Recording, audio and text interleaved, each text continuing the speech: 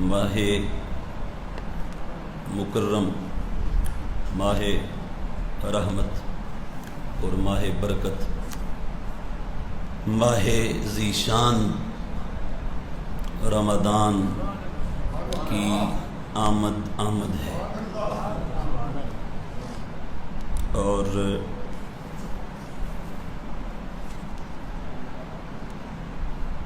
اس عظیم ماہ مکرم کی آمد کے حوالے سے حضور کی تعلیمات اور کچھ ارشادات کا سبق ہم پڑھتے ہیں۔ اللہ تبارک و تعالی صحیح اور درست کہنا اور بولنا نصیب فرمائے، اور پھر اس پر عمل کی توفیق عطا فرمائے۔ یہ کتاب ہے شعب الایمان، ایمان کی شاخیں۔ شعب برانچز کو، شاخوں کو کہتے ہیں، ٹہنیوں کو کہتے ہیں۔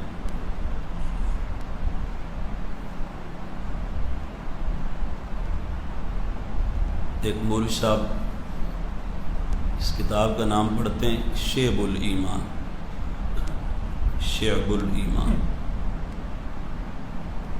اور میں تو کافی عرصے سے ان کی باتیں لوگوں کو کہہ رہا تھا کہ وہ مفتی تو ہے ہی نہیں، اس بیچارے کو عربی عبارت بھی نہیں پڑھنی آتی صحیح طریقے سے۔ تو اب باقاعدہ ہمارے اہل السنہ کے ایک فاضل ہیں، انہوں نے ان کے حوالے سے کچھ چیزیں عربی عبارت کی اور عربی عبارت کے حوالے سے ہائی لائٹ کی ہیں، وہ فیس بک پر، انٹرنیٹ پر موجود ہیں، تو وہ آپ وہاں دیکھ سکتے ہیں، سن سکتے ہیں۔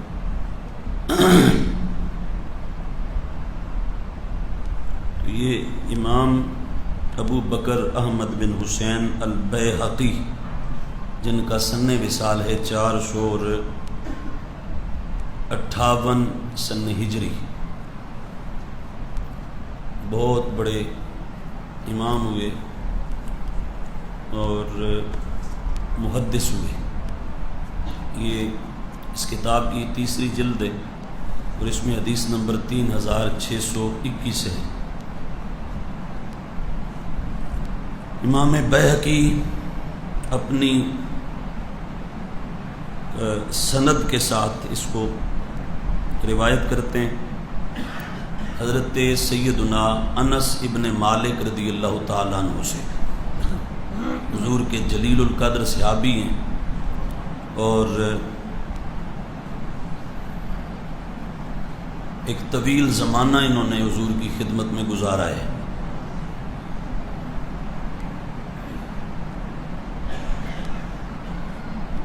حضرت انس ابن مالک فرماتے ہیں لما اقبل شہر رمضان، جب رمضان کا مہینہ آیا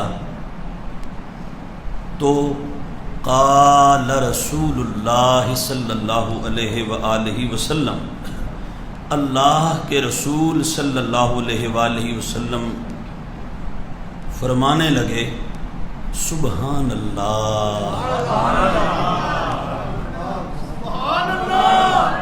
حضور فرمانے لگے سبحان اللہ، ما تستقبلون وما لا یستقبلکم، صحابہ سبحان اللہ تم کس کا استقبال کر رہے ہو؟ ماذا یستقبلکم، اور میرے غلاموں کون تمہارا استقبال کرنے لگا ہے؟ محبوب کا انداز تکلم اور اسلوب بیان اور آقا دو عالم صلی اللہ تعالی علیہ وآلہ وسلم کے خطاب دل نواز کا ذرا انداز تو ملاحظہ کیجئے۔ انس بن مالک کہتے ہیں ماہ رمضان کی آمد تھی جیسے آج آمد ہے۔ سبحان اللہ، آمد ہے نا، تو آمد تھی اور اللہ کے حبیب علیہ السلام بول پڑے، محبوب علیہ السلام گویا ہوئے، ارشاد فرمانے لگے۔ اللہ کے حبیب علیہ السلام نے خطاب فرمایا اور شروع یہاں سے فرمایا، آقا فرمانے لگے سبحان اللہ، صحابہ کس کا استقبال کرنے لگے ہو اور کون تمہارا استقبال کرنے لگا ہے؟ یہ بولنا تھا تو صحابہ سارے سن رہے تھے۔ قال عمر بن الخطاب بأبی انت و امی یا رسول اللہ وحی نزل او عدو حضر۔ عمر بن خطاب رضی اللہ تعالیٰ عنہ عرض گزار ہوئے، سونا محبوب میرا ابا بھی آپ پہ قربان ہو جائے، میری ماں بھی آپ پہ قربان ہو جائے۔ اللہ کے حبیب کیا اللہ کی طرف سے کوئی وحی نازل ہوئی ہے یا کوئی دشمن آ رہا ہے اور دشمن کے آنے کی آپ اطلاع دینا چاہ رہے ہیں؟ یعنی آج انداز جو تھا نا حضور کے بیان کا وہ بڑا منفرد تھا اور بڑا ایک یونیک تھا اور بڑا ایک اسپیسیفک تھا اور ایک اسپیشل انداز تھا محبوب کے ایڈریس کا، کمیونیکیشن کا اور حضور کے ڈائریکشن کا اور آقا کے خطاب کا۔ انداز خطاب مصطفیٰ دیکھ کر عمر بن خطاب پوچھنے لگے، سونیا بات آج بڑے وکھرے انداز میں شروع فرماتے ہو، سونا بتا تو دو کوئی وحی آئی ہے یا کوئی دشمن آ رہا ہے؟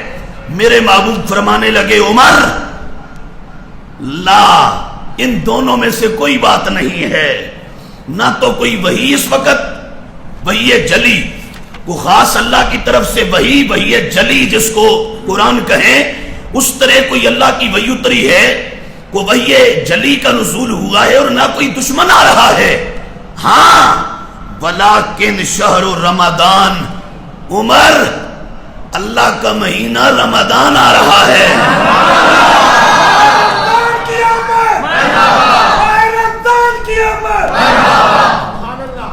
تو یہ حضور نے فرمایا اور فرما کے نا ساتھ ہی محبوب فرمانے کیا لگے؟ محبوب نے فرمایا یغفر اللہ فی اول لیلۃ لکل اہل ہذہ القبلہ، فرمایا غلاموں خوش ہو جاؤ، رب تمہیں دیکھ کے نہیں، رب میرا مکھڑا دیکھ کے، میرا مکھڑا دیکھ کے میرا رب تمہیں دیتا کیا ہے اس مہینے میں؟ سنو، فرمایا پورا مہینہ تو پیچھے ہے، اس کی جو پہلی رات ہوتی ہے، پہلی رات اور پہلی شب رمضان میں میرا رب میری ساری امت کی بخشش اور مغفرت فرما دیتا ہے۔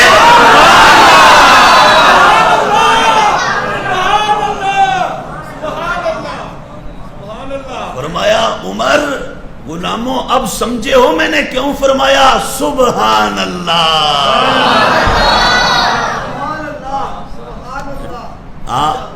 کوئی بھی اچھی چیز، سونی چیز، نفیس شے، عمدہ بات، کوئی بھی جو ہے وہ اعلیٰ اور کوئی عرفہ اور کوئی نایاب اور کوئی قیمتی اور کوئی عزیز اور کوئی عظیم اور کوئی پیاری سے بندہ دیکھتا ہے نا، آج بھی ہمارا رواج کیا ہے؟ ہم دیکھتے ہیں تو دیکھ کے کہتے ہیں سبحان اللہ۔ کیا کہتے ہیں؟ سبحان اللہ، سبحان اللہ۔ آپ تلاوت قرآن سنتے ہیں، قاری صاحب قرآن پڑھیں سونا کر کے تو کیا کہتے ہیں؟ سبحان اللہ۔ حضور کی مدح سرائی ہو، محبوب کی جو وہ شان والا کا تذکرہ ہو، حضور کی نعت خوانی ہو تو ہم سن کے کیا کہتے ہیں؟ سبحان اللہ۔ آپ کسی اچھے خطاب کو، قرآن و سنت کو سنتے ہیں، واعظ و بیان کو سنتے ہیں تو بولتے ہیں سبحان اللہ۔ یہ ہم کہتے ہیں سبحان اللہ، اور معلوم ہے آج جو تم سبحان اللہ کہو گے نا، یہ سبحان اللہ تمہاری بڑی خاص گنی جائے گی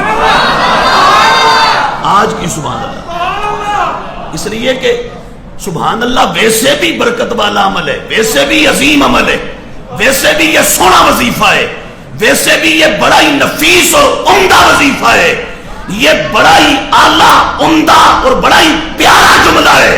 جب تم سبحان اللہ کہتے ہو، ادھر تم بولتے ہو، ادھر مولا تم پہ خوش ہوتا ہے۔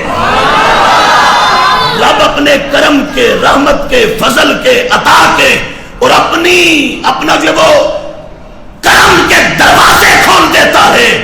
لیکن آج جو تم سبحان اللہ بولو گے نا، یہ سبحان اللہ بڑی خاص شمار ہوگی۔ کیسے؟ یہ سبحان اللہ محبوب کی سبحان اللہ کی اتباع میں ادا کی جائے گی، اس لیے کہ محبوب علیہ السلام نے سب سے پہلے فرمایا سبحان اللہ، فرمایا ما تستقبلون و ماذا یستقبلکم، صحابہ کس کا استقبال کر رہے ہو، کس کو ویلکم کرنے لگے ہو، کس کو خوش آمدید کہنے لگے ہو، صحابہ کس کو سواگت کرنے لگے ہو، صحابہ کس کو آفری آفری بولنے لگے ہو، صحابہ کس کی آمد کے چرچے کرنے لگے ہو، میرے غلاموں کس کی آمد پر جشن بپا کرنے لگے ہو، کس کی آمد کے نعرے لگانے لگے ہو، کس کی آمد پہ خوشی کا اظہار کرنے لگے ہو، اور کیا شے تمہارا استقبال کرنے لگی ہے۔ پھر آگے فرما دیا سنو، کوئی اور شے نہیں، اللہ کا مہینہ رمضان آنے والا ہے، اور اتنی عظمتیں لے کر آنے والا ہے کہ پہلی رات میں میرا رب میری امت کی بخشش فرما دیتا ہے۔ اور یہ محبت کی، ادب کی، عزت کی، وفا کی، پیار کی اور عشق کی باتیں سن کے جو لوگ خوش ہوتے ہیں نا، جھوم جاتے ہیں، ان کے لیے بھی اس حدیث میں ایک خاص تحفہ ہے، اور ان کے لیے بھی ایک خاص تسلی کا سامان ہے، دلوں کی ڈھارس ہے اس میں۔ سنیے کیسے، یہ آج لوگ کہہ دیتے ہیں نا بس کہ یار یہ کیا انداز ہے، کیا بولتے ہو، کیسے تقریر کرتے ہو، کیسے سنتے ہو، پاگل ہو جاتے ہو، مجنون ہو جاتے ہو، دیوانے ہو جاتے ہو، وہ دیکھو تو صحیح کیسے بولا جاتا ہے۔ بعض کہتے ہیں نا ایسے بولتے ہیں اور اعتراض کرتے ہیں، بولنے پر بھی سننے پر بھی، کہ یار یہ بولتا کیسے اور یہ سنتے کیسے ہیں۔ جو نیا آ جائے بالخصوص خاص طور پہ نا، وہ دیکھ کے وہ پریشانی ہو جاتا ہے کہ یار یہ کیا ہو رہا ہے، میں کو نمی جگہ تے آ گیا، ہاں بس نمی جگہ تے آیا ہے، اتنے عاشقاں دا ڈیرا ہے، نمی جگہ یہ عاشقوں کا ڈیرا ہے۔ کس کا ڈیرا ہے؟ عاشقوں کا۔ اور یہ جو وہ کلنٹن کے یا وائٹ ہاؤس کے یا واشنگٹن کے عاشقوں کا نہیں، یہ طیبہ نگر کے عاشقوں کا ڈیرا ہے۔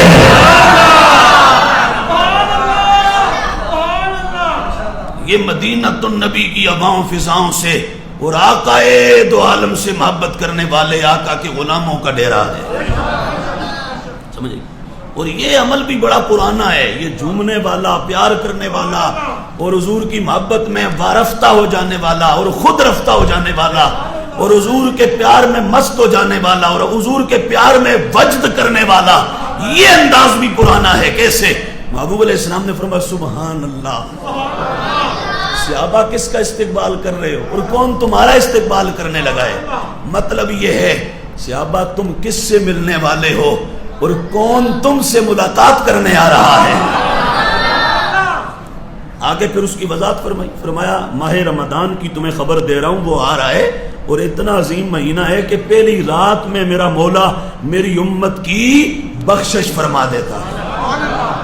حضور نے جب یہ فرمایا نا، یہ جب فرمایا اب سنیے اور سن کے پھر وہ محبت کیجئے اور وہ اظہار کیجئے کہ تمہاری محبتوں کی یہ سوغات اور یہ محبتوں کے یہ نذرانے یہ بارگاہ مصطفیٰ تک پہنچتے چلے جائیں۔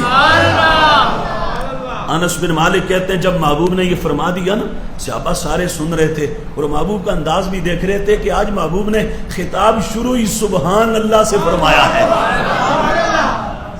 انس بن مالک کہتے ہیں قال وفی القوم رجل یہز الرأس، کہا حضور کے صحابہ میں ایک صحابی بیٹھا تھا، اس نے جب حضور کا یہ خطاب سنا نا، محبوب کا یہ انداز، یہ اور سارا بیان سن کے پتہ اس نے کیا کیا؟ اس نے جب سنا محبوب نے سبحان اللہ کہا، پھر یہ کہا کس کا استقبال کر رہے ہو؟ پھر یہ فرمایا کون تمہارا استقبال کر رہا ہے؟ پھر یہ فرمایا رمضان آ رہا ہے، تم سے ملاقات کرنے لگا ہے، ملنے لگا ہے تم سے، رمضان آ رہا ہے تمہیں برکتیں دینے کے لیے، پہلی رات میں میری امت بخشی جاتی ہے۔ یہ فرمانے کے بعد حضور نے جب دیکھا تو صحابہ میں ایک صحابی بیٹھا تھا، اس نے جب محبوب کا خطاب سنا تو حتی یہزو راسا، یہزو راسا، اس نے جب سنا تو وہ سر دھننے لگا، وہ صحابی سر جھومنے لگا، سر ہلانے لگا۔ محبوب نے اسے دیکھا، دیکھ کے فرمایا غلام تو کیوں سر ہلا رہا ہے؟ تیرا سر کیوں جھوم رہا ہے؟ تجھے کیا ہو گیا؟ غلام کہنے لگا سونیا اور کوئی بات نہیں، آپ نے جو نوید جافزہ سنائی میں سے دیکھ کے بچت کر رہا ہوں۔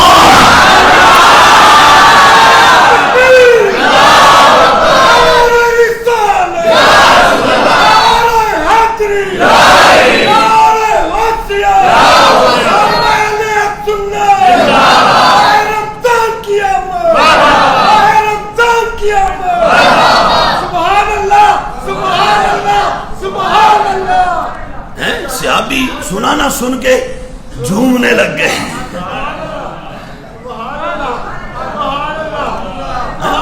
ان کا کیا انداز تھا وہ تو مولا جانے یا مولا کا حبیب جانے، ہم نے پر ہم کہہ سکتے نا کچھ نہ کچھ جھوم رہے تھے۔ حضور کے غلاموں یہ جھومنے والا انداز بھی مدینہ طیبہ سے آیا ہے، یہ بھی وہاں سے آیا ہے۔ حضور رحمت عالم صلی اللہ تعالیٰ علیہ وآلہ وسلم نے ماہ مبارک ماہ رمضان شریف کی عظمت اور اس کی فضیلت کو خود بیان فرمایا، اور اس کے استقبال کو خود حضور نے بڑی اہمیت کے ساتھ بیان فرمایا ہے۔ اس کے آمد پر حضور نے خود اپنی امت کو اس کی شان سمجھائی اور بتائی، اور مقصد یہ تھا میری امت تیار ہو جائے، اور اگر کہیں کو سستی ہے، لاپرواہی ہے، وہ کوئی تکاسل ہے، کوئی شریعت کے معاملے میں کوئی ڈھیلا ڈھالا پن ہے، تو ایسے لوگ بھی پوری توجہ اور پورے دھیان سے اس کو سن لیں، اور سن کے سارے چوکنے ہو جائیں، الرٹ ہو جائیں اور چوکس ہو جائیں اور ایکٹیو ہو جائیں اور چست و چالاک ہو جائیں اور پوری طرح متیقظ اور بیدار ہو جائیں، اور نہایت تعظیم کے ساتھ، عزت کے ساتھ اور احترام کے ساتھ اس ماہ مکرم کا استقبال کریں، اور اس مہینے کی آمد اور اس کے آنے پر اللہ کی حضور اپنی عجز و نیاز کی اور اپنی عبادت و ریاضت کی حاضریاں صحیح معنوں میں ان کا اہتمام شروع کر دیں، یہ حضور نے سمجھایا۔ اور اس حدیث پاک سے صرف وہ اس وقت کے جو حضور کے غلام سامنے موجود تھے ان کے لیے ہی پیغام نہیں تھا، قیامت تک آنے والی امت کے لیے پیغام تھا۔ قیامت تک آنے والی حضور کی ساری امت کے لیے کیا تھا؟ پیغام تھا۔ ساری امت کے لیے یہ پیغام تھا، حضور کی قیامت تک کی امت کے لیے، کہ یہ ہے وہ مہینہ جس کی شان میں بیان فرما رہا ہوں، میں سمجھے، حضور نے بیان فرمایا۔ آج اگر کسی کا پیر کوئی بات کہہ دے نا تو لوگ اس بات کو بڑی عزت اور احترام دیتے ہیں، اور بڑی ہی جو وہ قدر اس کی کرتے ہیں کہ یار ہمارے مرشد نے، ہمارے شیخ نے، ہمارے پیر نے، ہمارے جو وہ رہبر نے، ہمارے روحانی پیشوا نے ہمیں یہ پیغام دیا ہے، یہ ان کی طرف سے میسج ہے، کبھی نہ چھوڑنا اس کو۔ آج لوگ بڑا خیال کرتے ہیں تو معلوم ہے کہ یہ جتنے پیر ہیں آج کے یا کل کے یا پرسوں کے، پیچھے جاؤ یا آگے جاؤ، ان ساروں کو جمع کرو نا تو میرے مصطفیٰ کی ایک جھلک کا مقابلہ نہیں ہے کسی کے۔ سمجھ آئی؟ میرے آقا صلی اللہ علیہ وآلہ وسلم کی گرد راہ کا مقابلہ نہیں ہے، طیبہ نگر کی مٹی کا خاک کا مقابلہ نہیں ہے، وہ خاک بھی بڑی اعلیٰ جس پر مصطفیٰ قدم رکھا کرتے تھے۔ سمجھ آئی؟ اس لیے یہ حضور کا ارشاد آپ کو سنایا، حضور کا فرمان سنایا، سارے احباب اس کو صحیح معنوں میں اپنے دل و دماغ میں اتاریں اور اس کو بار بار دہرائیں کہ جب رمضان شریف آیا تو وہ ہستی بولی کہ جن کی شان میں اللہ نے قرآن کے 30 پارے نازل فرمائے ہیں۔ سمجھ آئی؟ کیا نازل فرمائے؟ 30 پارے، جن کی ایک ایک حالت کو رب نے قرآن کا مضمون بنا دیا ہے۔ وہ قرآن پاک ادھر لائیں ذرا، ایک ایک حالت کو حضور اٹھتے تھے نا تو رب اس کو بھی قرآن کی آیت بنا کے اتار دیتا تھا۔ نبی پاک علیہ السلام تشریف فرما ہوتے تھے نا، حضور بیٹھتے تھے تو اللہ تبارک و تعالی اس کو بھی قرآن کا مضمون بنا کے اتار دیتا تھا۔ میرے محبوب علیہ السلام بولتے ہیں تو رب اس کو قرآن کی آیت بنا دیتا ہے۔ حضور کسی کو کچھ دے دیتے ہیں تو اللہ اس کو قرآن کی آیت بنا دیتا ہے۔ محبوب علیہ السلام خاموش ہیں تو اللہ اس کو بھی قرآن میں بیان فرما دیتا ہے۔ اور کبھی میرا نبی نا رات کو اٹھ کے تو اللہ کے دربار میں کھڑا ہو کے عبادت کرے نا، اللہ کی عبادت کرے، میرا محبوب تہجد پڑھ رہا ہے، نفل پڑھ رہا ہے، تو حضور کی وہ جو حالت ہے نا اللہ اس کو بھی قرآن کی ایک پوری صورت بنا رہا ہے۔ اللہ کہتے ہیں یا ایھا المزمل، اوے چادر دا جرمٹ مارنا لیا۔ محبوب نے چادر لی ہوئی نا اوپر، حضور نماز پڑھ رہے ہیں، تو دیکھیں نا یہ محبوب کی عظمت، قدر نبی دا ایک ہی جانن دنیا دار کمینے، قدر نبی دا جانن والے سو گئے وچ مدینے۔ قدر پانی دا مچھلی جانے یا جانے مرغابی، قدر نبی دا میرا اللہ جانے یا جانن اصحابی۔ یہ 2 ٹکے کا آدمی جو 2 روپے کے لیے اپنا ایمان بیچ دیتا ہے، اس کو کیا پتا مصطفیٰ کی شان کیا ہے، مصطفیٰ کی عظمت کا بیان کیا ہے، آقا کا عشق کیا ہے، آقا کا پیار کیا ہے، مصطفیٰ سے جڑنا کیا ہے، آقا کا ہو جانے میں مزہ کیا ہے، اس کو کیا پتا مصطفیٰ کے نعرے لگانے میں کیا ہے۔ جو بندہ 2-4 روپے کے لیے روزانہ دیہڑی اپنی لگا کر ایمان بیچتا ہو، جھوٹ بولنے والا ہو، دغاباز ہو، میں سب کو کہہ رہا ہوں، پوری امت کو کہہ رہا ہوں، یہ جو آج کا کیڑا مکوڑا، یہ جو 2-4 ٹکے کی خاطر اپنا ایمان برباد کرنے والا آدمی ہے، اس کو کیا پتا شان مصطفیٰ کیا ہے اور شان مصطفیٰ کی عظمت کیا ہے۔ یہ ہر ایک کے نصیبے کی بات نہیں ہے۔ ذالک فضل اللہ یؤتیہ من یشاء، یہ اللہ کا فضل ہے، اللہ جس کو چاہتا ہے عطا فرما دیتا ہے۔ این سعادت بزور بازو نیست تانا بخشد خدائے بخشندہ، یہ سعادت بازو کے زور سے نہیں ملتی، یہ اللہ کی عطا سے ملتی ہے۔ سمجھ آئی؟ تو حضور نماز میں چادر اوڑھے نا، اللہ چادر اوڑھنے کو بیان کرتا ہے، اے میرا محبوب، اے چادر اوڑھنے والے، اے جرمٹ مارنے والے۔ اور جو بات آپ کو بتانا چاہتا تھا، جس کے لیے میں نے یہ قرآن مجید منگوایا، وہ یہ بات ہے، ہاں وہ یہ بات ہے کہ اللہ تبارک و تعالی اپنے محبوب سے فرماتا ہے، سونیا قیام کیا کرو، کیا کیا کرو، میرا محبوب کھڑے ہوا کرو، قیام کیا کرو، تو پر پتہ ہے کیا، سونیا نصفہ او انقص منہ قلیلا او زد علیہ ورتل القرآن ترتیلا۔ محبوب اتنی دیر تک تو نہ کھڑے ہوا کرو نا، آپ کے پاؤں میں ورم پڑ جاتے ہیں، سونیا سونے تنے نازنی آپ کے مبارک پاؤں میں ورم پڑ جاتے ہیں، سونیا کھڑے ہوا کرو، پر ابن کس تھوڑا تھوڑا کر لو محبوب۔ پھر یعنی انداز دیکھیں نا، اب یہ حضور کی عظمت بتا رہا ہوں، آپ کو شان رسالت بتا رہا ہوں۔ محبوب تھوڑا کر لیا، او زد علیہ، یا تھوڑا زیادہ کر لو محبوب یہ خیال رکھو پر اپنا، محبوب تھوڑا کر لو یا زیادہ پر اپنا خیال رکھو. محبوب آپ کے پاؤں میں ورم پڑ جاتے ہیں.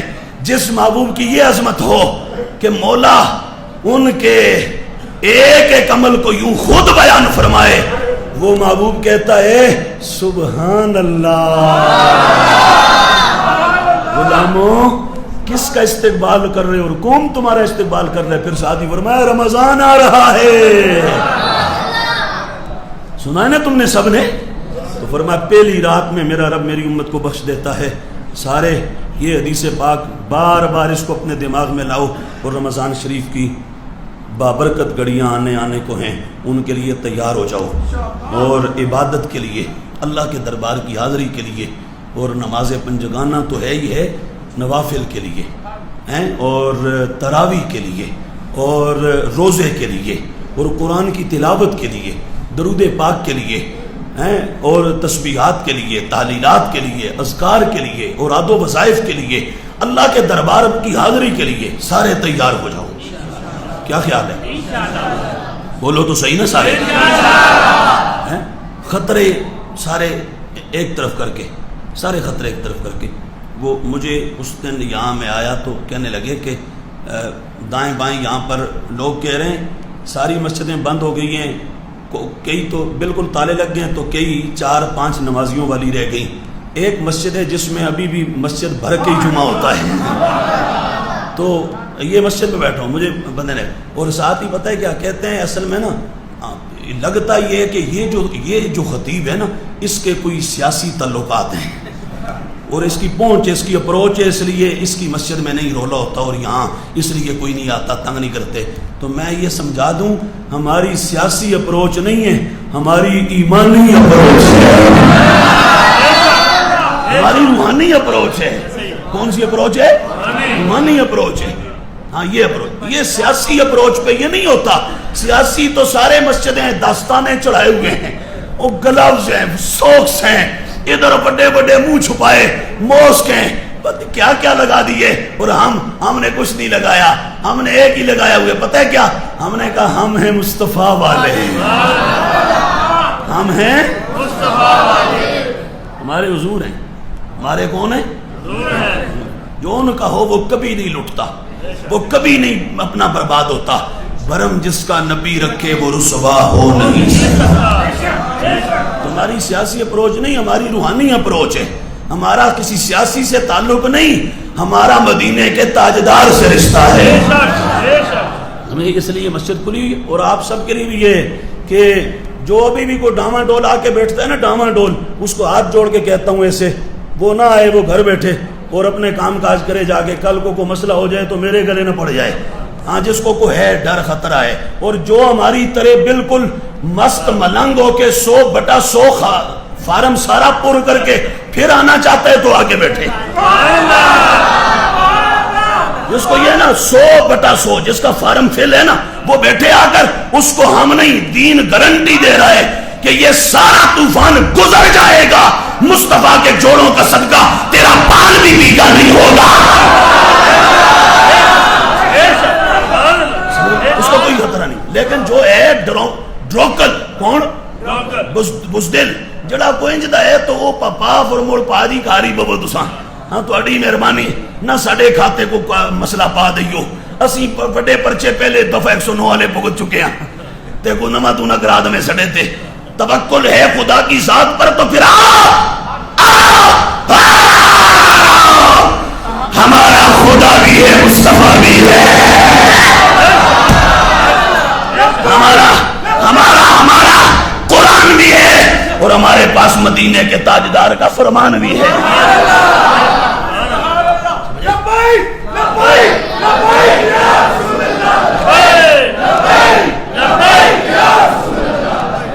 تو کیا خیال ہے سارے بھائی روزہ رکھیں گے؟ وعدہ کرو سارے روزہ رکھیں گے. ہاتھ اٹھاؤ سارے کہو روزہ، ایک روزہ بھی نہیں چھوڑیں گے، پورے اہتمام سے رکھیں گے. اور سارے وعدہ کرو تراویح پڑھیں گے باجماعت انشاءاللہ. او بھائی جو میں پھر کہہ رہا ہوں کہ جو تو ہے خدا اور مصطفیٰ کی ذات پر کامل ایمان رکھنے والا، وہ نہ ڈرو کے کہے روزہ بھی رکھیں گے اور پوری تراویح بھی پڑھیں گے انشاءاللہ، سمجھیں، اور اس کے ساتھ ساتھ باقی بھی انشاءاللہ چلتا رہے گا۔ درس ویسے تو بند ہے، صبح کی نماز کا درس وہ کہتے ہیں نہیں ہوگا، فلاں نہیں ہوگا، فلاں نہیں ہوگا، ویسے تو بند ہے، پر ہمارا درس ہوتا ہی رہتا ہے نا، چلتا ہی رہتا ہے، ویسے سارا رمضان ہی ہوتا رہتا ہے، 30 دن پوری رات خطاب چلتا ہے، پورا 30 دن، تو انشاءاللہ سارا کچھ ہوگا۔ اے خدا کے صحیح معنوں میں بندے بن جاؤ اور مصطفیٰ کے صحیح معنوں میں غلام بن جاؤ، کرم ہی کرم ہوگا۔ تو انشاءاللہ تراویح پڑھیں گے اور انشاءاللہ زیادہ نہیں، ہمارے پاس آئیں گے تو انشاءاللہ آپ کو کھلی فضا میں اب تراویح پڑھائیں گے بڑے مزے کے ساتھ، اور انشاءاللہ ایسے قرآن سنائیں گے کہ سارے لاہور کا سروے کر لینا، اس طرح ٹھہر ٹھہر کے قرآن اللہ کے فضل سے ہم پڑھ کے دکھائیں گے، اور زیادہ نہیں، 1.5 سپارہ نہیں پڑھیں گے، پہلے تو 1.5 پڑھتے ہوتے تھے نا، تو اب 1.5 نہیں پڑھیں گے، 10 رکعتوں میں لوگ پہلے ویسے ہی غائب ہو جاتے ہیں کہ بھئی یہ نہ سپارہ پورا پڑھنا ہے، تو پہلی ادا کچھ حال ہوتے اگلی ادا وہ کر لیں برت لیں گے، تو اب ہم ایک ہی سپارہ پڑھیں گے، کتنا؟ وہ اس میں 15-16 رکوع ہوتے ہیں، تو وہ 20 تراویح بھی پوری نہیں، آخری 4 تراویح تو بالکل 2-2 3-3 آیتیں آ جائیں گی، تو انشاءاللہ بڑے سکون سے پڑھیں گے، اور پڑھیں گے بسم اللہ الرحمن الرحیم الحمد للہ رب العالمین الرحمن الرحیم مالک یوم الدین إياك نعبد وإياك نستعين اهدنا الصراط المستقيم صراط الذين أنعمت عليهم غير المغضوب عليهم ولا